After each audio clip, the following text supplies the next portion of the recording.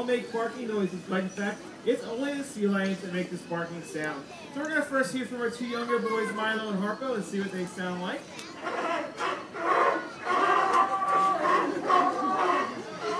I don't know, Parker, was that any good? No? Alright, well, we're going to have Parker show off what an adult sea lion would sound like.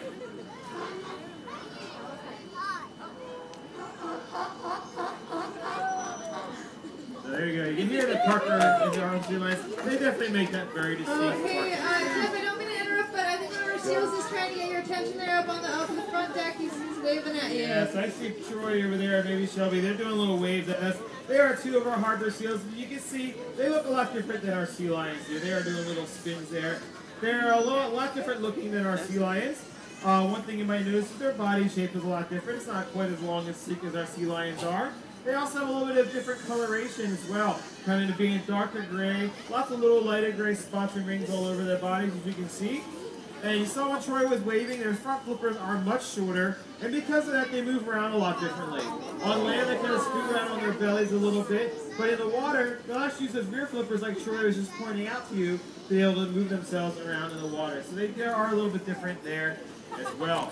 They're not quite as loud, and in fact, without having a microphone, you can't really hear them too well from this far away.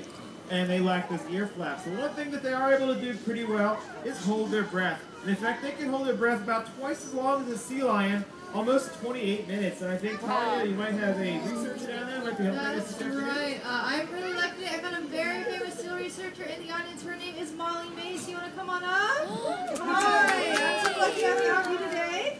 So we're going to see how long Troy can hold his breath. So we're going to time him, but I'm going to need everybody's help to send him off. So we're going to count to 3 and yell, "No, Troy!" Really, really loud. Cool. All right, ready? 1, 2, 3, go, Troy! He's going to go down. I'm going to start that stopwatch. Perfect. And then you'll let me know when it's a minute, okay?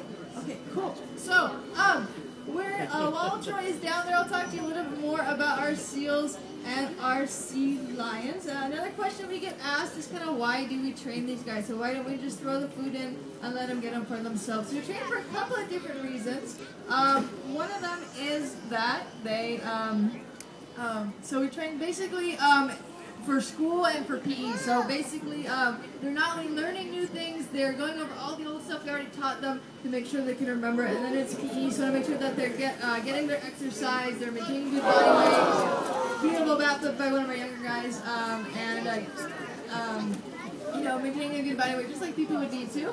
Most important reason why we train is for husbandry. That's a big word. That means animal health care. That means they're doing behaviors to help us take care of them so they can lie really slow. We can check through their body for cuts, scrapes, bruises. We can even open their mouth, brush their teeth with a very toothbrush, and fish their toothpaste. All right, so Troy's been holding his breath for over a minute now. And I remember that Jeff was telling me that they hold their breath for about 28 minutes, so I don't think you want to listen to me talk about seals and sea lions for 27 more minutes, so I think we're going to bring them back a little bit sooner rather than later, so we'll need your help again to bring them back, so we're going to count to 3 again, yell, "Come back, Troy," really, really, really, really loud. So ready, 1, 2, 3, come back, Troy! So we'll keep an eye on that center deck. And there he is, giving you a nice kind of high five to the trainer there. So let's have a big round of applause for Troy Manera. You're doing a good job. So that was nice, pretty nice. So that was over a minute, probably about a minute and a half to 2 minutes. Let's have a great big round of applause for Paul. You're doing a great job. So we'll hit some tips for the day.